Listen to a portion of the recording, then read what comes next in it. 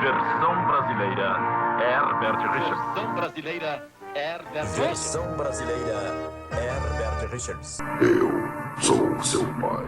Ao infinito e além!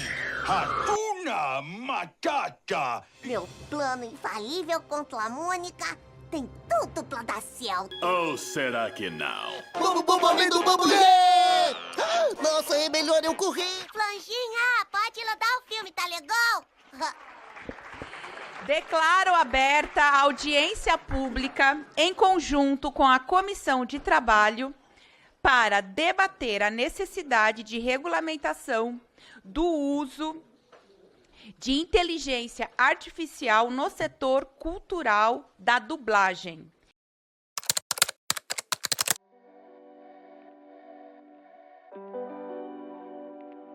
Primeiro, a gente precisa entender quem começou a questionar tudo isso.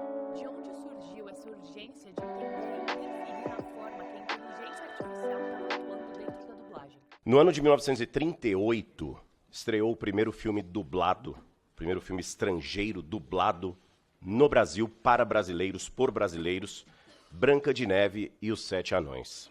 O movimento Dublagem Viva nasceu de um momento de desespero. Depois de anos de contratos abusivos, a chegada da IA marcou uma nova onda de preocupação entre a classe. As vozes estavam sendo mineradas sem consentimento, sem transparência e sem remuneração. Foi aí que, entre 2021 e 2022, um grupo de dubladoras decidiu se organizar. O nome escolhido carrega duas forças: dublagem feita por seres vivos e, ao mesmo tempo, uma dublagem que está sempre em movimento, em transformação. Assim surgiu a dublagem viva, como resistência e como afirmação da voz humana. E aí surgiu as questões de alguns contratos super assim, de acho que a gente começar a ler e falar isso aqui vai servir para mineração da nossa voz e vai ser usado sem o nosso consentimento, sem a transparência e sem a gente receber por isso. Então você imagina o trabalho que você realizou a vida inteira, eles minerarem e usarem e tá tudo certo. Ah, não preciso mais de você, obrigada. Você vive do quê? Você faz o quê da tua vida a partir de agora? E aí nós ficamos conversando e falamos assim, não dá mais. Se a gente não fizer alguma coisa, a gente vai ser engolido, vai acabar. E aí a gente conversando, começamos a pensar nisso, começamos a convidar pessoas, começamos a ver nomes e o movimento começou a crescer, crescer, crescer. Chegamos em Brasília, chegamos em todos os lugares e estamos na luta, é isso. Ele surgiu por causa do desespero de querer organizar a nossa vida e perceber que a gente estava sendo completamente massacrado. Então são três, a gente chama dos pilares, né? O consentimento, a transparência e a remuneração. O buraco é bem mais embaixo do que a gente imagina. Se tem uma classe inteira ameaçada pela inteligência artificial, nós temos vidas que estão sendo diretamente impactadas pela tecnologia. Pessoas reais com a preocupação de se adaptar a essa realidade. E aí ele ficou com esse aqui, tá? Só que na hora de separação ele veio comigo porque eu fui escolhida, graças a Deus, por ele, Meu avô né? morreu. Então ele ficou comigo Como até era o os nome 15 dele? anos. João. João. Só tem a vovó E aí Négia. essa foi a minha vida, assim. Nossa, A vovó gente, Négia tem maravilhoso, 100 maravilhoso. anos. 100 anos? Aham. 100 anos. Caraca. 100 anos. E hoje tem um vídeo dela fazendo pilates. A rapadura não. Nessa pose ele fica bem, pode bater. Deu. Pelo amor de Deus, obrigado. Você sabe como eu sou fã do seu trabalho. Eu tietei para você vir para cá. Bom, meu nome é Angélica Santos. Eu sou dubladora desde que eu me conheço por gente, né? Eu falo que não fui eu que escolhi a profissão, ela que me escolheu. Bom, eu sou a Luísa, eu sou atriz. Eu comecei a trabalhar com teatro, principalmente espetáculos infantis, mais ou menos ali em 2009, 2010. Sou o Rodrigo Martim, com M de Maria no final. Dublo, acho que tem uns 13 anos, vou contar assim, de quando eu comecei a dublar com mais frequência, mas a minha primeira escala foi em 2009. Porque na adolescência eu fiz um teste para um teatro da Turma da Mônica, de bonecos, e comecei a fazer a Turma da Mônica, eu era a Mônica, né? E logo que eu entrei, justamente no primeiro mês que eu estava lá, apareceu um teste para se fazer as vozes dos personagens. Né? Mirei na Magali, acertei o Cebolinha, o que eu achei muito legal, porque é o que eu mais parece legal, meu Simone. Mas enfim, e faço isso há 42 anos. Sempre fui ator, sempre fiz teatro a vida toda, sempre quis ser ator, né? Como ator a gente precisa fazer de tudo, até marido de aluguel.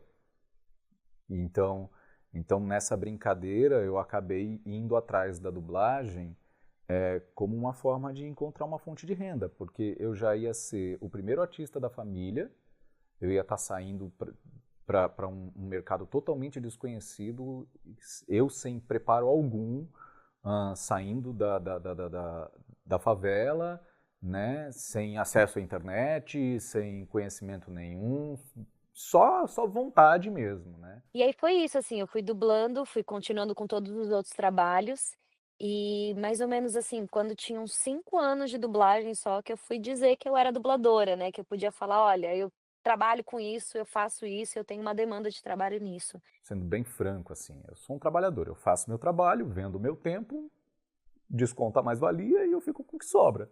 Sou um trabalhador da arte, faço meu teatro e dou aula. Dar aula é uma coisa que eu amo, assim, sou apaixonado por dublar, velho. É muito, muito, muito bom e viciante. Eu amo que eu vivo muitas histórias no mesmo dia, então às vezes a gente grava 3, 4 coisas diferentes no mesmo dia, né. E isso me encanta muito, porque é usar minha ferramenta de atriz, assim, né, de uma forma muito rápida. Eu acho que o uso da IA é uma puta de uma sacanagem com o trabalhador. Simples assim. Desculpa o palavreado, mas não tem. Usar a IA indiscriminadamente como substitutivo do trabalhador de arte é uma sacanagem com a humanidade de maneira geral. E assim, para ficar muito claro, eu acho que tanto os dubladores como os artistas, assim, a maior parte não é contra a IA. Não dá para ser contra, ela já está aí. Já bateu na porta, já existe. E nós não somos contra, de forma alguma. Mas nós achamos que ela pode ajudar muito tecnicamente. Eu tenho uma compreensão de que a única coisa que faz a gente ser humano é a capacidade de fazer arte, conscientemente. Porque a arte ainda não é uma coisa definida, né? O que faz a gente ser humano é a capacidade de contar história artisticamente, seja através de música, de teatro, de escultura, do que for. A gente conta uma história, né? A gente transmite uma informação intencionalmente, de maneira que traga o belo aos olhos de quem vê. Agora, a gente só acha que ela não pode substituir, porque é uma coisa completamente artística, né? E a máquina, desculpa, ela não é artista, né? Ela é uma copiadora, é o que ela é. Hoje em dia, a inteligência artificial não é capaz de dublar um produto como a gente faz. E a gente precisa aproveitar essa vantagem. Eu falo muito para os alunos quando a gente está dando aula. Vocês têm que fazer a única coisa que a máquina não é capaz de fazer até o momento. É interpretar, é contar a história, é botar emoção. Essa é a única coisa que a máquina não é capaz de fazer.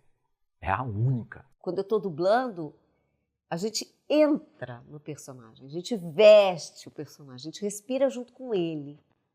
E isso a máquina não faz. Eu tô falando isso porque eu acho que a inteligência artificial, para mim, ela é uma ferramenta da tecnologia. Ela veio para ajudar. E eu acho que é a gente entender que ela é uma ferramenta e ponto. Ela não substitui o trabalho, ela está para nos ajudar nisso. A gente precisa se corrigir como ser humano para ser capaz de lidar com quem controla a inteligência artificial. Por isso que os mecanismos que a gente tem como sociedade legais são extremamente importantes. Então, na verdade, esse movimento ele surgiu porque há alguns anos os dubladores estavam sendo massacrados, literalmente, né? Eles começaram a ser massacrados pela parte trabalhista, né?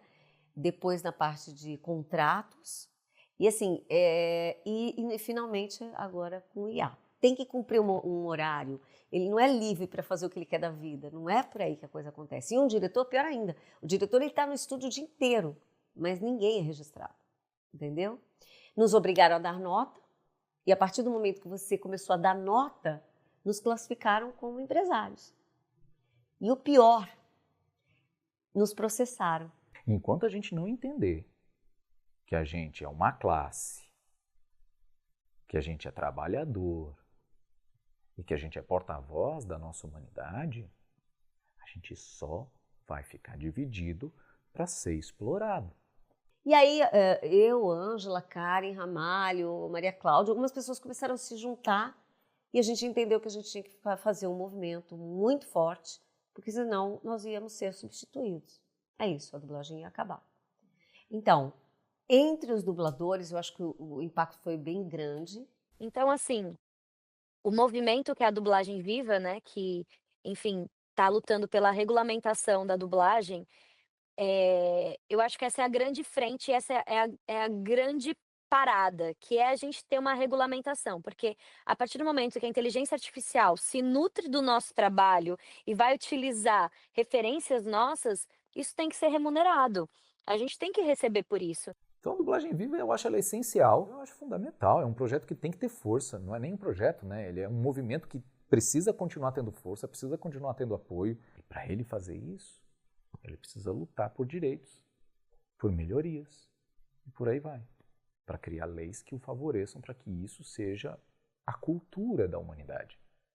Que a cultura da humanidade não seja o lucro, o dinheiro, o bem-estar individual.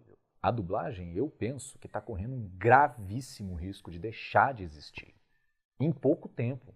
Entendeu? Então a gente vai começar campanhas agora para poder chamar o povo, explicar o que está acontecendo e o quanto é importante essas pautas e o quanto é importante para a população. Então, essa semana mesmo, a Ângela Couto foi para Brasília, porque estava tendo toda a discussão dos direitos. Né? Até porque a base da nossa discussão é a sustentação daquilo que nós já temos, né? Nós só não queremos que nos seja tirado aquilo que nós temos. Tudo que temos foi conquistado com luta, né?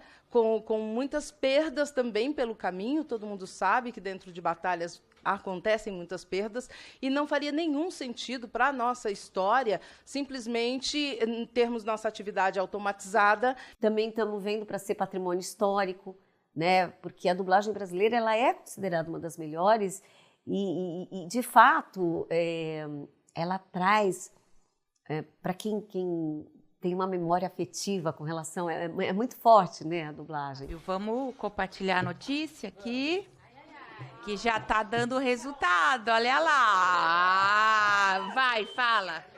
Voto pela aprovação do projeto de lei número 3.385 de 2024 na forma do substitutivo em anexo, que declara a dublagem brasileira como manifestação da cultura nacional.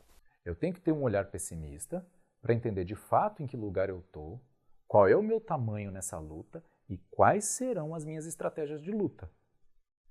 E, em paralelo a isso, como é que eu vou fazer para sustentar minha família? Para me sustentar? Para me aposentar?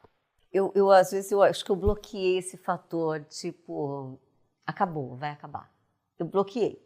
Porque quando eu comecei, que eu era adolescente, eu via feras da dublagem, idosos, e eu falava, eu vou chegar lá.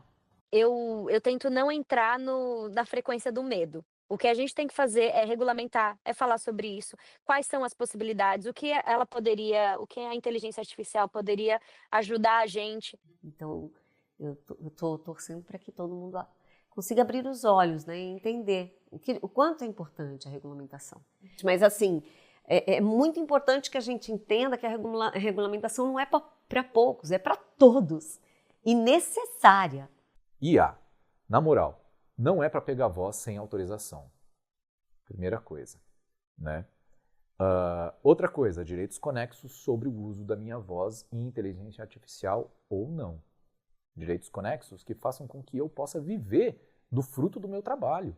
Os mecanismos de lei precisam ser de proteção dos trabalhadores, ou seja, proibição de produtos integralmente dublados por IA. Proibição. Não pode dublar um produto 100% com IA. Segunda coisa, não pode dublar com IA. Você quer usar, porque é uma questão de dupla segurança, né? Não pode dublar um produto integralmente por IA. Bota uma pessoa dublando e o resto é tudo IA. Não pode dublar com IA. A IA pode ser usada para correção de sincronismo numa pós-mixagem, etc, etc, etc, etc. Toda história tem dois lados, e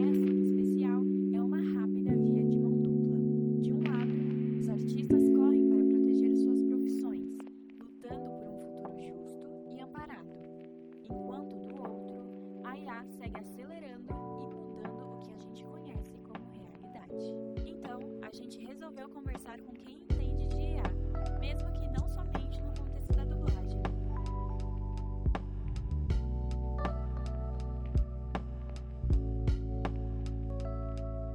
Pessoas que pudessem explicar como tudo isso acontece na prática. Para isso, a gente bateu um papo com o professor Marino Catarino e os produtores audiovisuais Rafael Calvino e Samuel Silva. Ouça o que Rafa para os íntimos. Sou o professor Marino Catarino, tenho formação, tanto graduação quanto mestrado pela Universidade de São Paulo, na qual o meu trabalho de mestrado foi em cima já da tecnologia de Big Data com relação à tecnologia que nós tínhamos até o momento, que era os NoSQL, SGBDs, fazendo um comparativo do impacto que nós teríamos com uma tecnologia nova com o passado, com o nosso arcabouço. Eu sou o Samuel. Bom, nunca me apresentei formalmente. Como que eu me apresento? Sou Samuel, trabalho atualmente na Silvertake Video, né? Já há quase 10 anos aí trabalhando com produção audiovisual, principalmente com clientes nas áreas de educação, tecnologia, indústria, né? E nessa caminhada aí a gente aprendeu já a beça, né? Com muitos clientes e gosto de pescar também. Esse é o Samuel. Eu sou o Rafael. Nossa, eu realmente, verdade. Eu nunca fiz isso. Bom, deixa eu ver. Eu sou publicitário, conheci o Samuca na faculdade. A gente começou a empreender aí no finalzinho da faculdade, fazendo TCC. Então, essa entrevista aqui está até lembrando a gente um pouco do início, né, da trajetória aí. A gente é focado na produção B2B e em alguns setores bem específicos. Então, nicho de educação, empresa de educação como Mais Educação, Bernoulli, Somos Educação, empresa de educação, empresa de educação de forma geral, empresas de tecnologia. Então, a gente usa principalmente o ChatGPT assim desde o dia zero, quando o Sam Altman tweetou lá e eu vi que estava no Trend Topics aquele negócio lá do ChatGPT em 2022. A gente sentou, Rafa, deixa eu te mostrar esse negócio aqui. A gente estava escrevendo as coisas e no início, assim, tipo, a gente nem tinha entendido ainda que ele era multi-idiomas. Então, eu estava falando lá em inglês, ele respondendo as coisas. Falei, cacete, esse negócio aqui, olha só, tá... A velocidade que ele responde, tá a quantidade de rápido. A gente já começou a vencilhar várias ideias lá, a gente ficou, tipo, até 2 da manhã no escritório puxando tudo isso, né? Foi assustador, velho. Tipo, a gente ficou com medo na hora. Quando ele me chamou, a gente, pera, faz isso? Mas pera, o que ele produz é original? Sabe, veio um tanto de pergunta na cabeça, a gente... Qual foi o ponto de virada? O ponto de virada foi quando, antigamente, quem que evoluía as tecnologias, as mecânicas, a parte elétrica? Era o Exército. Teve uma mudança muito grande no começo desse século, quando o Exército, que era um dos maiores incentivadores da internet, abriu mão para o mercado privado. Viram que as possibilidades tecnológicas davam um retorno muito melhor, e é esse o fator principal com que nós estamos tendo uma evolução exponencial de tecnologia. Em 2006, a Google, num dos artigos que eles publicaram que mudou a história da humanidade, realmente foi esse artigo que abriu as portas para o problema Big Data. Quando eles falaram que a humanidade está gerando um volume de dados muito rápido, com muita variedade e valor. E aí era preciso tratar esse problema. Então as empresas tecnológicas, não só as grandes, as pequenas, começaram a ver, Big Data não é a grande mudança. E aí onde que casa, isso que é interessante quando nós estudamos a história, onde que casa a problemática Big Data com o ápice que nós temos hoje de inteligência artificial? Por quê? Porque o Big Data começou a armazenar dados, começou a extrair dados de tudo que nós fazemos na internet, nas redes sociais, nas empresas, começou a criar um grande banco de dados. E aí, o que vamos fazer com esses bancos de dados? Tem serventia? Olha o que surgiu em cima desses dados, Machine Learning. Como é que você aprendeu a fazer equação de segundo grau? Foi fazendo uma única vez, um único exercício, 10 exercícios? Não. Você tinha a técnica, você tinha a fórmula, o professor passou. E você foi praticar. É isso que a máquina tem agora. Antes do fenômeno Big Data, não tínhamos dados para a máquina aprender. Com o advento do Big Data, todo mundo começou a armazenar dados para conseguir trabalhar em cima deles, mas não tinham capacidade humana. Com o advento do Machine Learning, pronto, agora nós temos capacidade de analisar os dados. para que vamos analisar tantos dados? E aí surgiu a IA.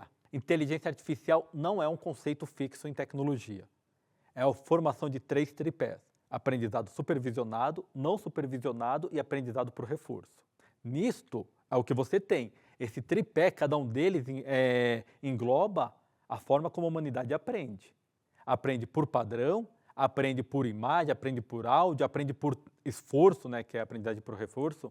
Como é que é? Aí é o conjunto disso tudo. Marina explica a base técnica. Dados em massa criaram uma IA que aprendeu a imitar padrões humanos. Mas o que isso significa no dia a dia da produção audiovisual? Todas as automações do passado eram para coisas mecânicas, né? Você tem as automações das fábricas, os braços mecânicos nos carros, né? Na montagem de carro e não sei o quê. Agora não, agora é na criatividade, né? É automação na criatividade. A IA vai continuar, já está mudando, vai continuar mudando tudo. Mas nem tudo na produção audiovisual vai ser a produção audiovisual feita com IA. O processo dos bastidores... já está sendo alterado, aumentando a produtividade, aumentando a eficiência. O uso de diferentes linguagens criativas. Então, por exemplo, você fazer uma animação 3D, é um negócio muito caro e gasta muito tempo. Com IA, não. Tipo, você consegue fazer isso com 10% do custo, que seria uma animação 3D, por exemplo. Então, ainda é esquisito. Ainda é esquisito. Sim. Mas uma hora vai estar indistinguível. E, assim, é questão de tempo só. A textura vai melhorar, o aspecto do rosto já não está dando estranheza igual dava, ela já sabe fazer mão. Então, assim, a coisa está rolando e, assim, exponencialmente. A gente não consegue pensar exponencialmente. A verdade é que, agora, as possibilidades são infinitas. A IA produz muito rápido, mais rápido do que qualquer ser humano. Mas o que ela ainda não consegue produzir? O que a inteligência artificial talvez nunca consiga alcançar?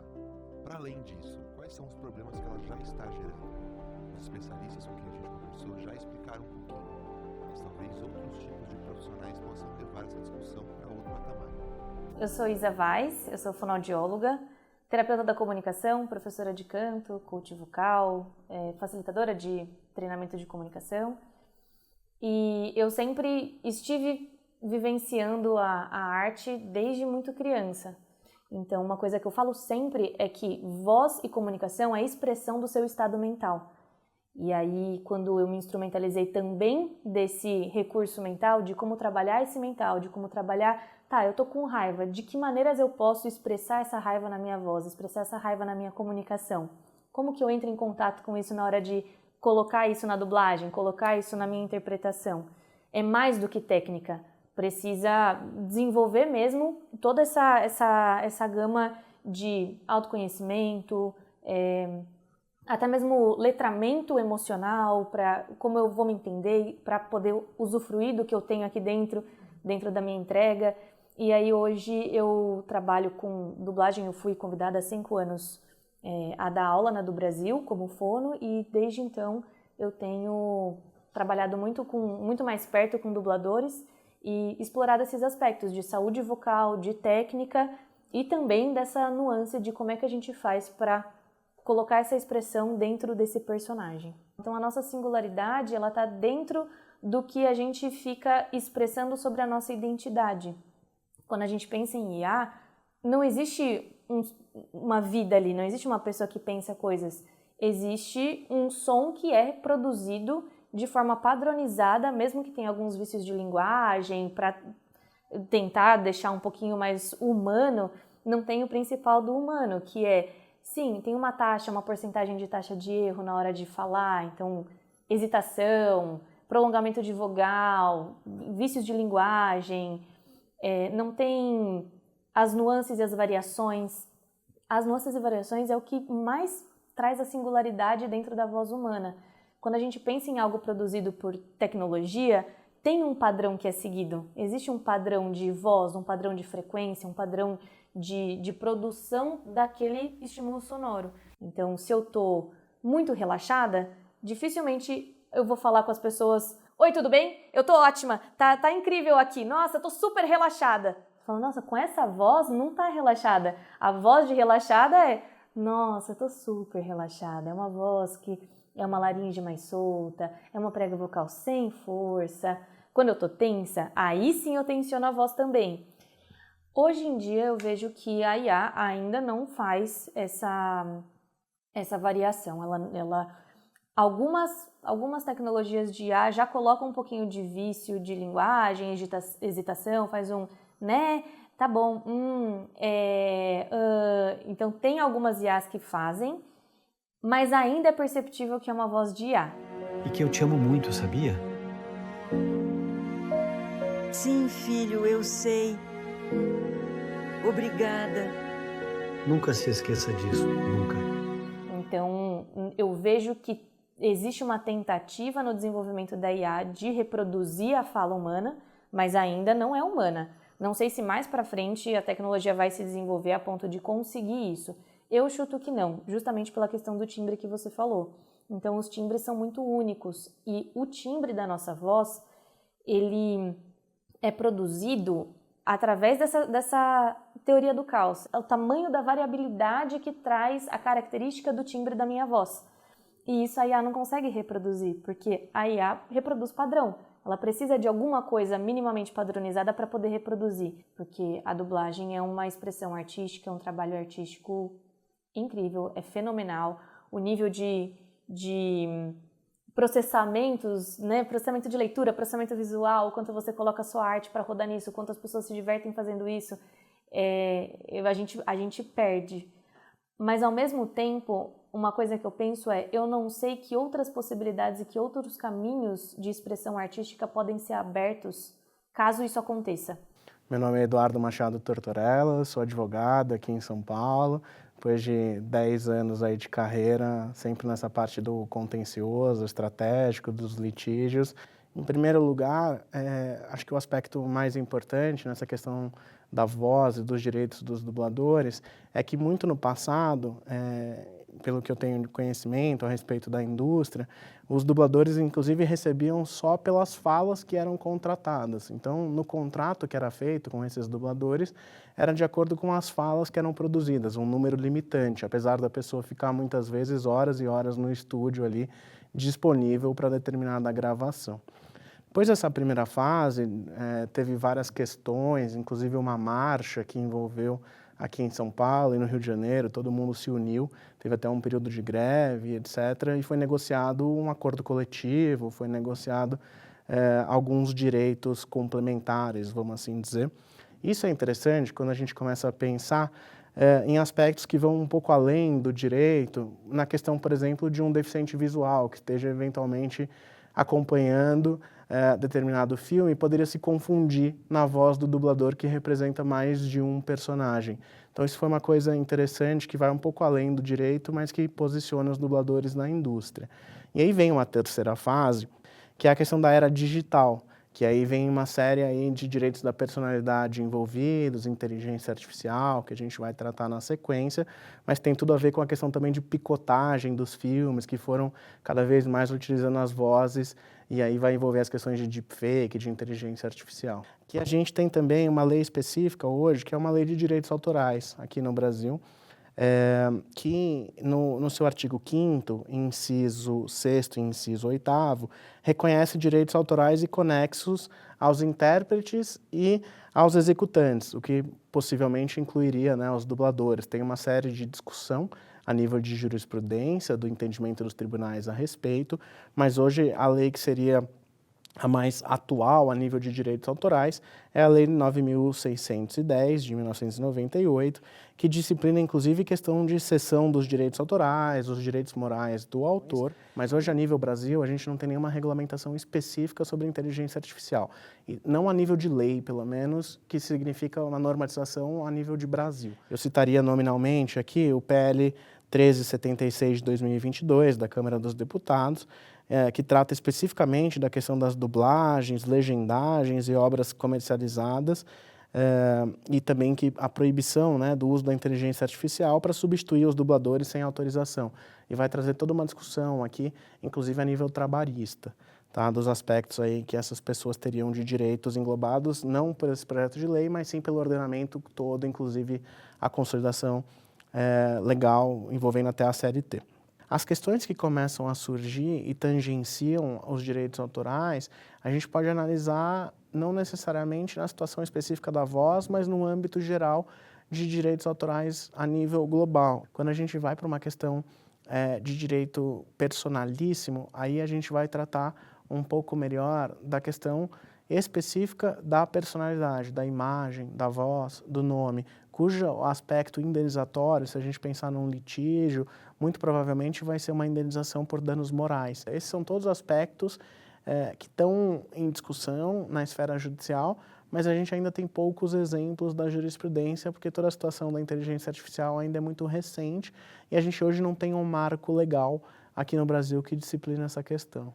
E para concluir, entendo que talvez, voltando na resposta um pouquinho anterior, que o ponto fundamental é a gente tentar trabalhar um marco legal que consiga regulamentar a inteligência artificial como um todo, que sirva aos dubladores, que sirva aos intérpretes, que sirva aos músicos, que sirva à governança da propriedade intelectual nessa nova era transformadora que a gente vive.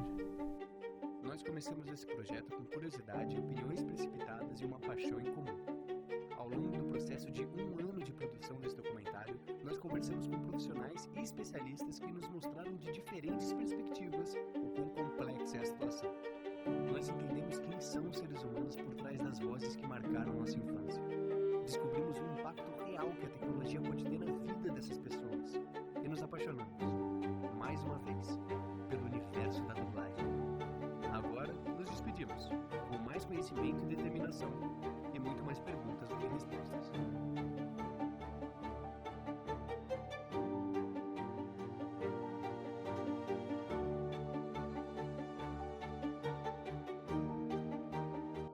Fazer esse trabalho foi intenso. A gente está finalizando o projeto com mais perguntas do que respostas. A primeira coisa que aconteceu com esse documentário foi a quebra de estigmas. Todo mundo aqui ama demais a dublagem e ela sempre fez parte da vida de cada um. Eu interpreto esse documentário que a gente está fazendo como uma forma de luta, como uma forma de mostrar para os outros o que está acontecendo.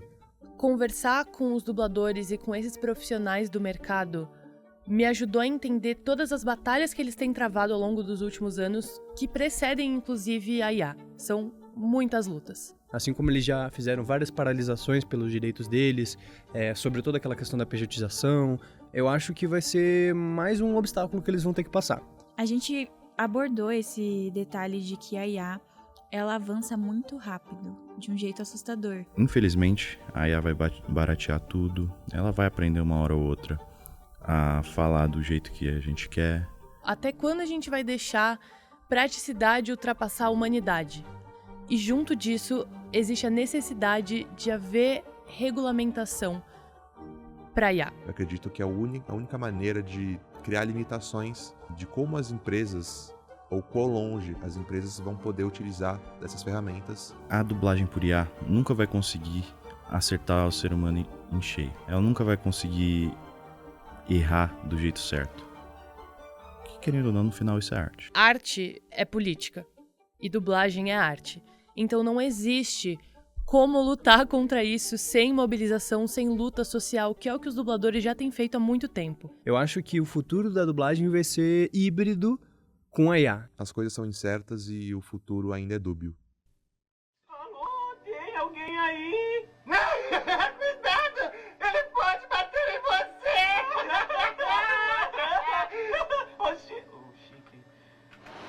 Estas são as instalações da Herbert Richards. O filme, o som em inglês está lá, né? Ela pode tirar o som em inglês e colocar para o dublador ouvir. Não, 14:15, primeiro sair. Tá. Vários antigos egípcios construíram um incrível complexo de templos que na realidade eram observatórios astronômicos. Tá legal, tudo bem. Eu vou fazer o exame, tá? Estão felizes? Estão satisfeitas? Vocês por acaso estão ganhando comissão nesses exames? Você não perdeu o jeito, Xena. E você ainda é mal como sempre, Ares. Xena, por que César atacaria as Amazonas e por que ele levaria prisioneiras? Não era o César, era o inimigo dele, Pompeu. Ô tio, o que bobão tem que fazer? Mamãe disse pra nunca falar com carnes estranhas. Olha pra cara dela, são calminhas. Oh. Entendeu? Fazem 30 loops por hora. Dublar é difícil. Não é trabalho para qualquer um. Essa profissão é uma profissão, ela é um bocado árdua, mas ela também traz um bocado de alegria. Para vocês que estão começando, boa sorte.